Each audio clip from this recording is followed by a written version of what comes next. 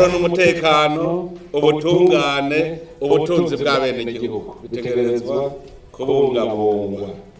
Nico gituma nsaba mwese intwazangabo muriga ubutumwa mu bujane mu bushikane.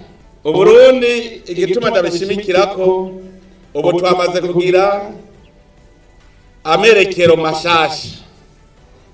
Ubu umurundi wese narabe ico azoba ari mu 2040 n'ibihumbi 2060 arabe ico azoba ari.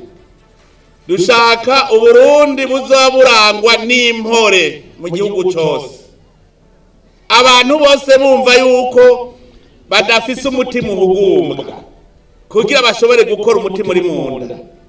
Dushaka yuko mu mwaka wa 2040 umwenegihugu wese yoba yifise.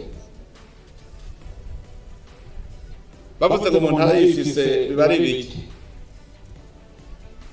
Nukuvuga n'umuntu ababona yuko adasega yiga bakigaburira, kuko umusezi ntigera agira umwidegemvyo. Umusezi yamapfukamiye shebuja.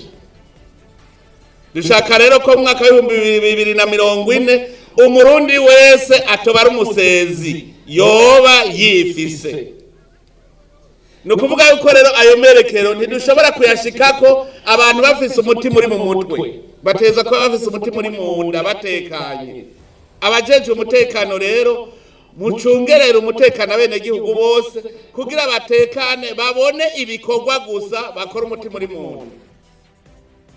Bishobotse bakora amasaha 28 ku 28.